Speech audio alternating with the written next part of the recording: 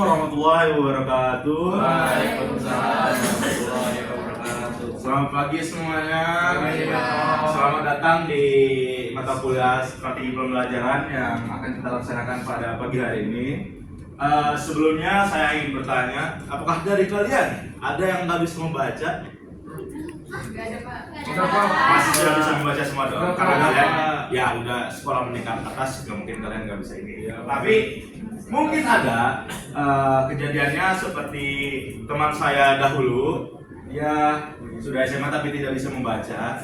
Jadi materi yang kita akan pelajari hari ini adalah strategi untuk meningkatkan literasi membaca pada sekolah meningkat atas. Nah, jadi setelah berdasarkan pengalaman saya dari kalian, silahkan kalian cari berbasis internet dari web. Saya ingin kalian mencari web yang mengatakan masalah tentang seorang anak SMA yang tidak bisa membaca. Silakan kalian cari. Jika ada silakan langsung tanda tangan ya. Jauh banget, ini video di sini. Pak, ada Ya, silakan. di daerah Kalimantan Selatan, Pak. Nah, dari Kalimantan Selatan. Ya, Pak. Berdasarkan kalian, adakah cara untuk menanggulangi hal tersebut dengan media apa?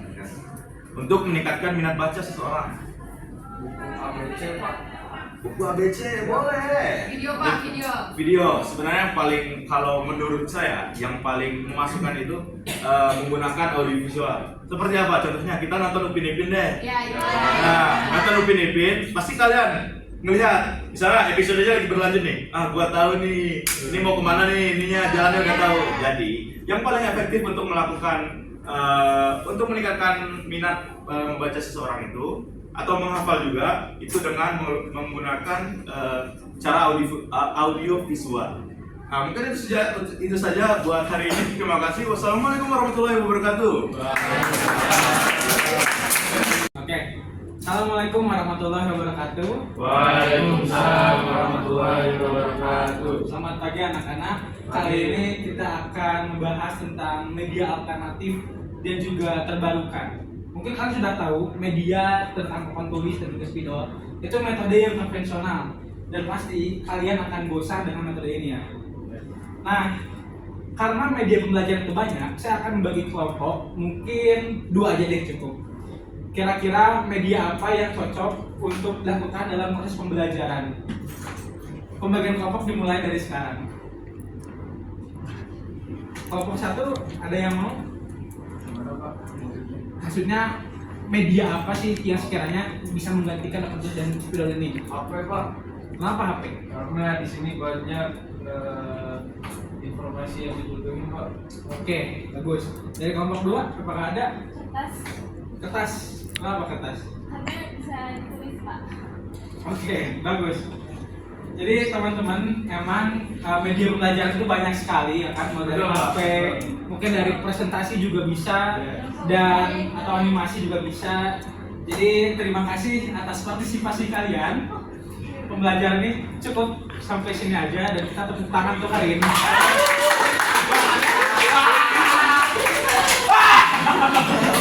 Assalamualaikum warahmatullahi wabarakatuh. Waalaikumsalam warahmatullahi wabarakatuh. Bagaimana kabarnya semua? Baik? Baik. Hari ini kita akan mempelajari tentang desain pembelajaran berbasis PJBL. Nah, kali ini apakah ada, kan kita ini mau membuat sesuatu proyek, entah itu film atau apa, itu terserah kalian. Nah, di sini ada saran nggak buat topiknya? Atau orang sarannya bebas, apa aja yang topik yang hangat lah akhir-akhir ini, bebas apa aja, ada nggak? Atau orang Bos buntung. yang lain ada kah? Ada nggak yang lain? Nah, kalau nggak ada, bapaknya yang kasih tugas yaitu pengaruh media sosial terhadap perilaku remaja. Nah, di sini kita akan membagi kelompok ya. Kelompoknya 3 orang aja ya, dihitung dari Kamil. 1, Pak. 2, 3. Pak, ada 1. 2, 3. 1, 2, 3. 1, 3. Nah, kali ini Bapak minta tenggat waktunya sampai 2 minggu ke depan, apakah bisa? Bisa Pak. Bisa Pak. Ya, Nasbi dulu. Untuk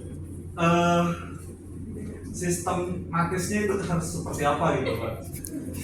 Jadi bisa diulangi? Ya sistematis bikin videonya Nah, itu sekreatif kalian aja bagaimana. Intinya dibikin video, nanti tergantung evaluasinya tidak di akhir aja, tapi itu sistematisnya itu tergantung sekreatif kalian. Ya. Pak, Ya, jadi halo. keluarnya di media sosial apa aja Pak? Nah, kalau media sosial yang paling rame kira-kira apa ya? TikTok ya? WhatsApp.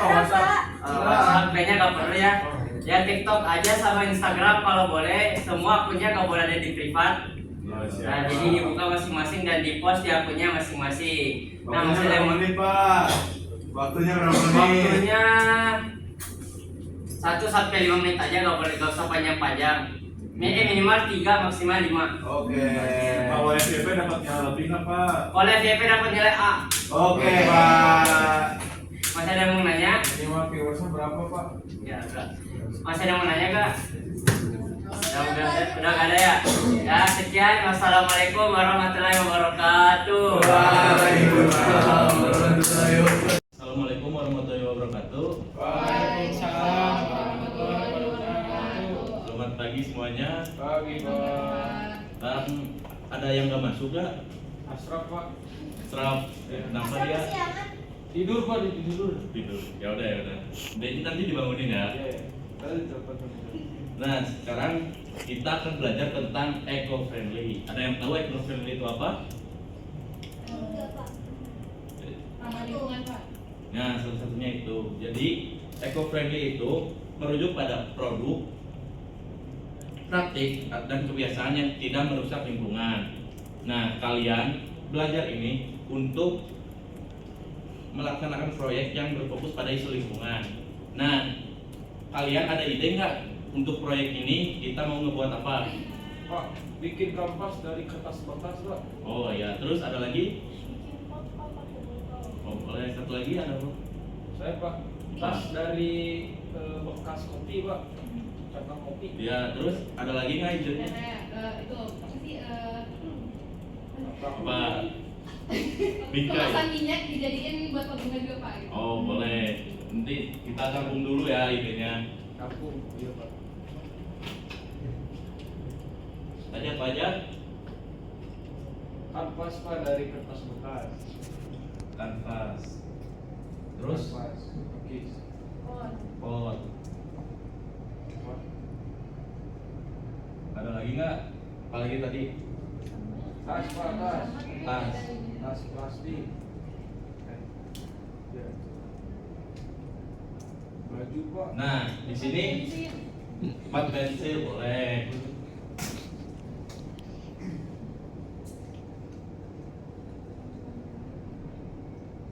Nah, di sini kan ada 4 ini nih, 4 contoh proyek. Sekarang saya minta kalian voting untuk tugas proyek kalian. Kanvas Pak, kanvas.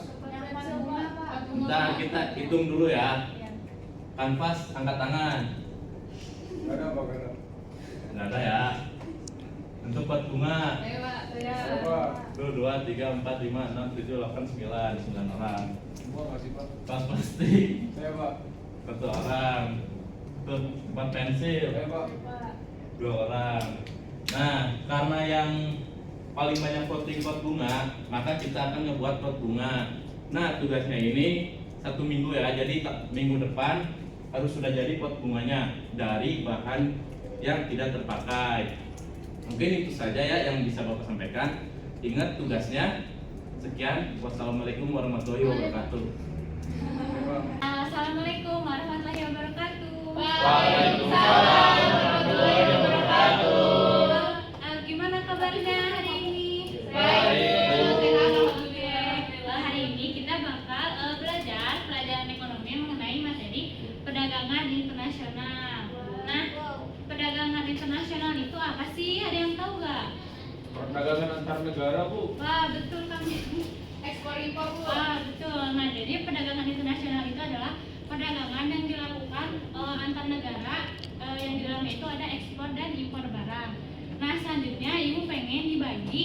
jadi 4 kelompok.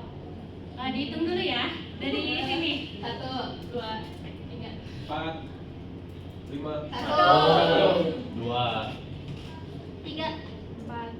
Nah sekarang semuanya berkumpul sama anggota kelompoknya masing-masing. sendiri. Nah, perwakilan kelompoknya ambil ini ya. Atas ke depan. Oh, satu aja. Banyak kan.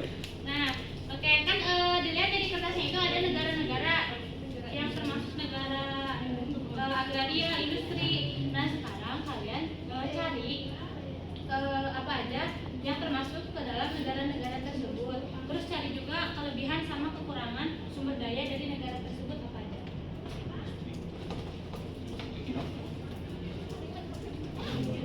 Agraria. Nah, Bu. Iya boleh. Jadi negara agraria adalah negara yang sebagian besar penduduknya bekerja di bidang pertanian. Contohnya itu Indonesia, Bu. Wah betul. Kelompok 4. Negara dengan teknologi tinggi contohnya Jepang, Bu. Wah betul itu. Industri itu dari US, Amerika Serikat. Wah betul. Kelompok 3. Namanya tuh kayak ini di Arab Saudi tuh dia tuh punya cadangan minyak bumi terbesar di dunia gitu. Oke betul ya. Nah jadi negara-negara tersebut itu punya kekurangan sama kelebihan barangnya tersebut sendiri. Sekian atas pembelajaran hari ini. Wassalamualaikum warahmatullahi wabarakatuh. Assalamualaikum warahmatullahi wabarakatuh. Apa kabar kalian semua? Dari sini akan mempelajari materi tentang membangun sistem pengelolaan sampah sekolah untuk meningkatkan kesadaran lingkungan. Nah, sebelumnya mau nanya nih, pernah nggak sih kalian lihat sampah yang numpuk di sekitar sekolah? Kalian tahu nggak sih dampaknya terhadap lingkungan? Wajib. Monitoring kalian buat kelompok dulu, 2 kelompok. Boleh berhitung dari 1, 2, 1, 2. Satu. 1.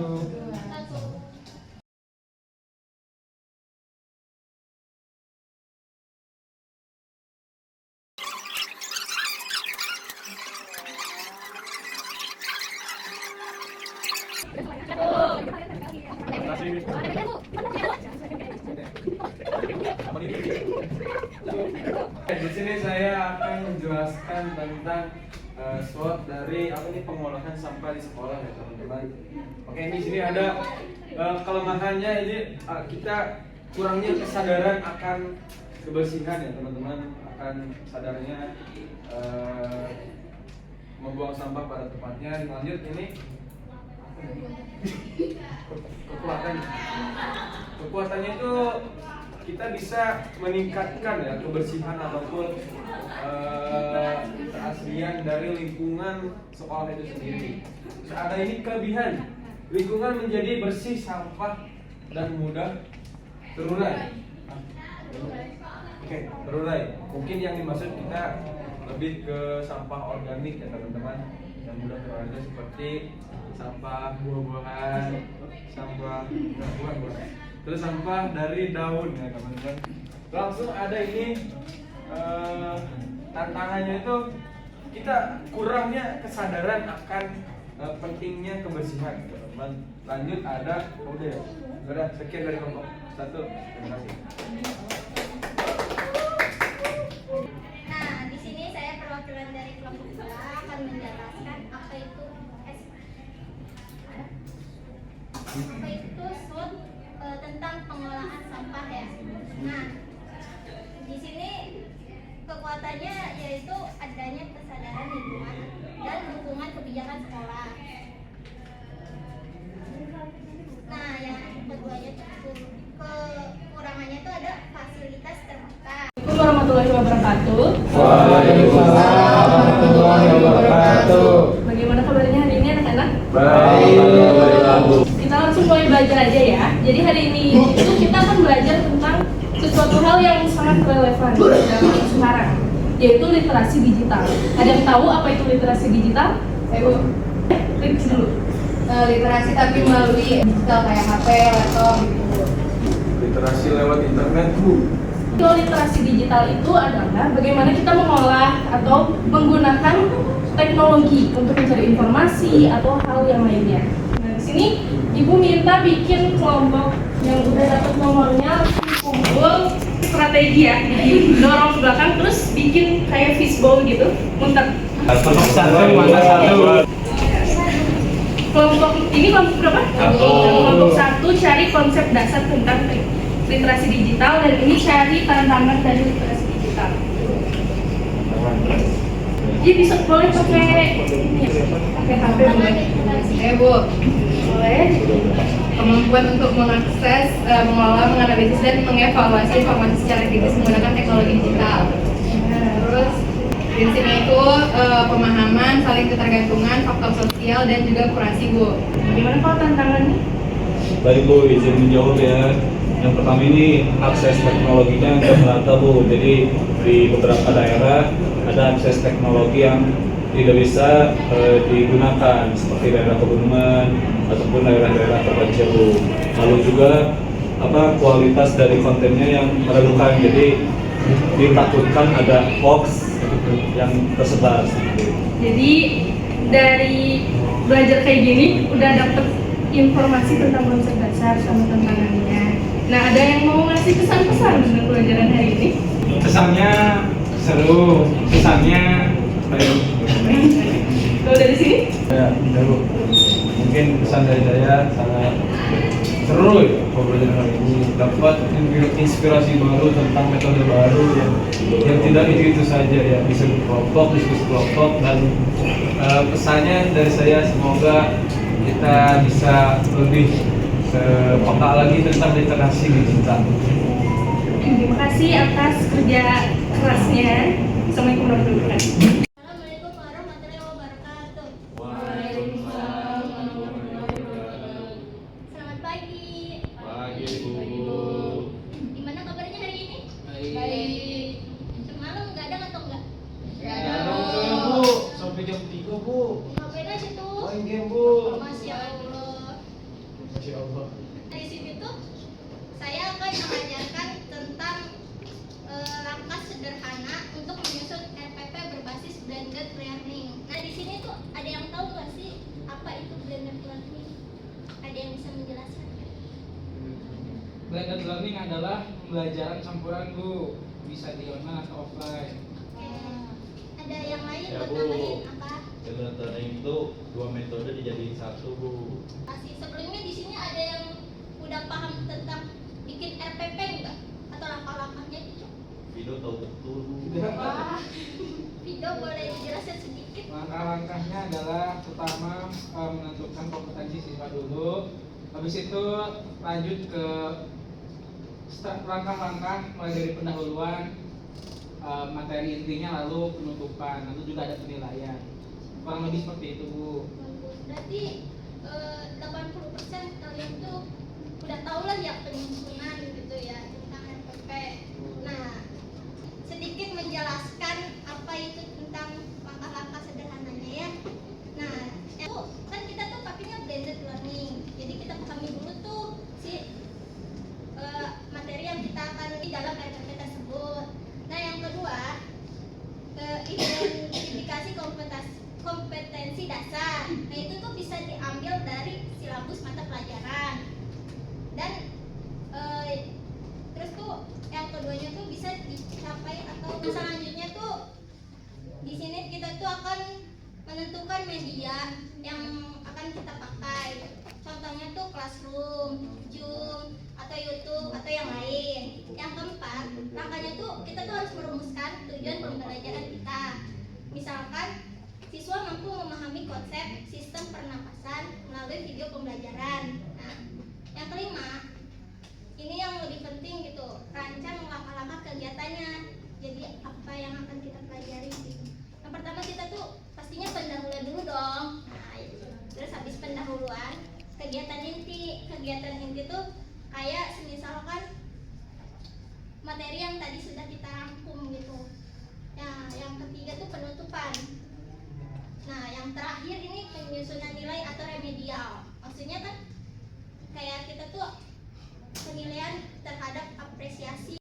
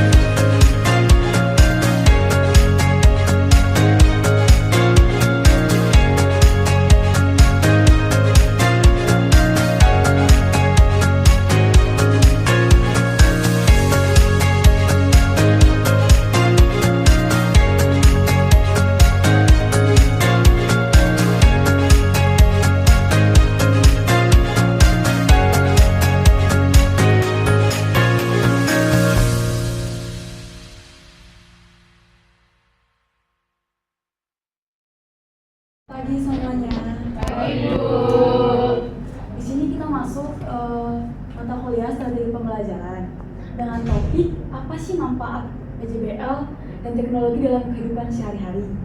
Di sini kita disuruh untuk mengemukakan pendapat. Di sini ada 2 soal. Yang pertama itu apa sih kegunaan teknologi dalam kehidupan sehari-hari kalian? Kegunaannya dapat membantu mempermudah kehidupan sehari-hari. Buat komunikasi, Bu. Ya, benar. Dan Terus cowok? hiburan diri. Untuk membantu aktivitas manusia, Bu. Terus untuk mencari materi pembelajaran juga. Pertanyaan kedua, apa sih tantangan yang kalian hadapi dalam kehidupan sehari-hari dalam penggunaan teknologi? Nggak ada jaringan, Bu. Sinyal, Bu. Ya, sinyal. Kuota mahal, Bu.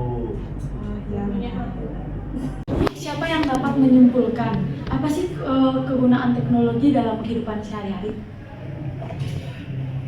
Kegunaan teknologi tentunya dapat membantu aktivitas manusia, terutama dalam bidang pendidikan. Ya, Bu, meringankan beban, Bu. Kayak contohnya dengan teknologi kita nggak usah capek-capek mikir, Bu. Oh iya benar. Di sini saya akan menjelaskan sedikit apa sih kesimpulan dari penggunaan teknologi dalam kehidupan sehari-hari. Yang pertama itu adalah memberikan banyak manfaat untuk meningkatkan efisiensi. Yang kedua itu membuka peluang baru. Yang ketiga teknologi mempermudah komunikasi dan mempercepat pekerjaan. Di sini semoga kita dapat menggunakan teknologi dengan baik dan benar. Sekian dan terima kasih. Warahmatullahi wabarakatuh. Waalaikumsalam warahmatullahi wabarakatuh. Selamat pagi semuanya. Pagi, Bu. Jadi hari ini kita akan membahas tentang skenario pembelajaran berbasis PJBL pada topik sains. Nah, topiknya itu membuat ekosistem ini. Oke, di sini ada nggak yang mau jawab apa itu ekosistem? Kamil. Siapa yang mau jawab angkat tangannya? Apa ada Satri? Siapa yang tahu apa itu ekosistem? Apa itu ekosistem? Atau apa ya deh? Coba angkat tangan apa? Ada, Bu. Saya, Prof. Ekosistem itu sistem yang terdiri dari makhluk hidup, Prof. Oke, boleh. Ada lagi yang mau nambahin? Aduh, dapat dokumen, Prof. Makasih. Ada lagi yang mau nambahin? Tadi apa? Menurut kamu? Kamu nih? Jadi kalau ekosistem itu merupakan sistem yang terdiri dari makhluk hidup, benar. Terus ada yang antara biotik dan abiotik. Oke, benar-benar boleh. Oke, selanjutnya ada nggak yang bisa sebutkan contoh hubungan antara makhluk hidup dan lingkungan di sekitar kita? Oke, Pak. Contoh oleh makhluk hidup dan lingkungan kita. Contohnya simpel aja, Bu. Kita lihat ada pohon di luar. Pohon menghasilkan oksigen yang bisa digunakan untuk bernapas oleh makhluk hidup. Oke, betul. Tepuk tangan betul. Oke, selanjutnya. Nah, benar ya, ekosistem itu adalah suatu sistem yang terbentuk dari hubungan timbal balik antara makhluk hidup dan lingkungan tempat tinggalnya. Nah, dalam ekosistem itu, semua komponen saling berinteraksi dan tergantung satu sama lain untuk menciptakan keseimbangan. Nah, betul tadi kata Desrina. Jadi, ekosistem itu terdiri dari biotik dan juga abiotik. Nah, biotik itu makhluk hidup yang ada di ekosistem. Contohnya tuh dia tuh terbagi lagi menjadi produsen, konsumen dan juga pengurai. Nah, produsen itu seperti tumbuhan, konsumen itu seperti kita makhluk hidup, juga hewan dan juga makhluk hidup lainnya. Terus pengurai itu ada mikroorganisme seperti bakteri atau jamur. Nah, sedangkan abiotik itu bagian lingkungan yang tidak hidup tetapi mendukung buat kehidupan kayak air, tanah, udara, cahaya matahari juga suhu. Assalamualaikum warahmatullahi wabarakatuh. Waalaikumsalam warahmatullahi wabarakatuh. Pagi semuanya. Pagi. Sebelumnya kita akan mempelajari tentang materi sekarang itu pembelajaran Oke semuanya.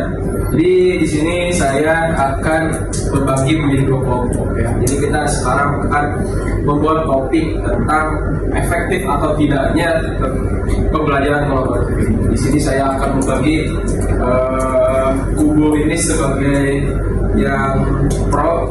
Oke, di sini kita akan mencoba metode debat ya teman-teman. Oke, di sini menjadi kubu pro dan di sini menjadi kubu di sini aja. Berarti ya udah segitu aja. Ini metode kontra ya. Ini fraksi 2, bentuk 1 ya. Oke, kita mulai dari kubu pro ya teman-teman. Bagaimana tanggapan kalian tentang pembelajaran kolaboratif ini? Oke, coba siapa namanya? Resu Pak.